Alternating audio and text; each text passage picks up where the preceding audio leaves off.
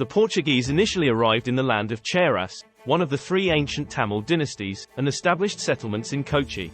They also maintained numerous trading posts along the Coromandel, commonly known as the Curry Zone. However, their plans for colonizing the southern regions faced resistance from the powerful empire of the City of Vijaya, which expanded from the middle to the south. Faced with the empire's strength on land, the Portuguese chose not to engage in confrontation, recognizing their soldiers' strength. Their primary focus was on trade rather than territorial acquisition. After signing a treaty with the empire, limiting their presence to trading posts, including Kochi, the Portuguese shifted their attention to the west coast, specifically Goa, and the island of Ceylon. In the Gulf of Mannar, a lucrative pearl fishing area, they seized control of small islets belonging to the Yarlpaanam Tamil kingdom by 1502. Their presence extended to the southern part of Ceylon in 1505, and through strategic political maneuvers, they eventually assumed direct rule over the region. In the Yarlpaanam, Jaffna, Tamil kingdom, they engaged in various political maneuvers, culminating in their victory over the Jaffna king in 1616. Subsequently, they established direct rule over the region. Simultaneously, the Portuguese, armed with their success in Goa, executed another political maneuver in Europe.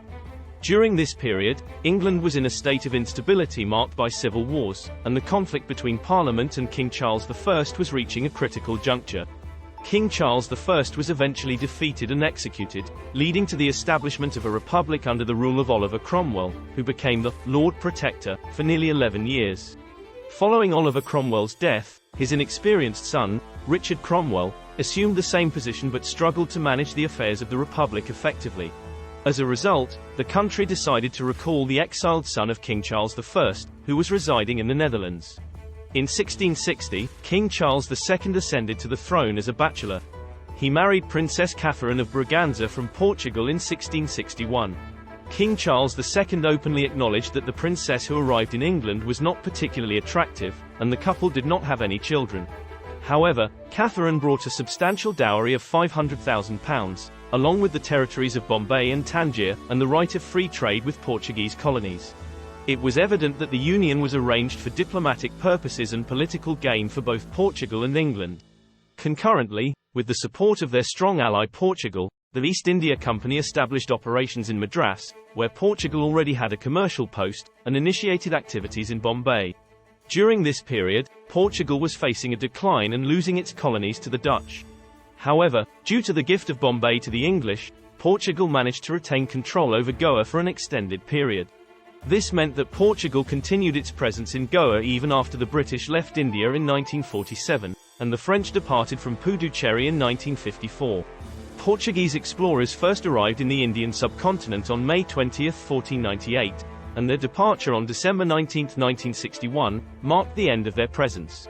It is important to remember that they were the first colonial power to come and that they stayed in the subcontinent for 463 years until departing as the last colonial power. The Portuguese overthrew black pepper, the king of spices, and replaced it with chili as the dominant spice throughout their time. It's interesting to note that, despite the passage of 526 years, the love of chili in Southeast Asia has not wavered. The Portuguese made an immense contribution to the curry of the Tamils with chili, an innovation of chili powder, and many new vegetables and new curries using them. Please like, share and subscribe. Thanks for watching.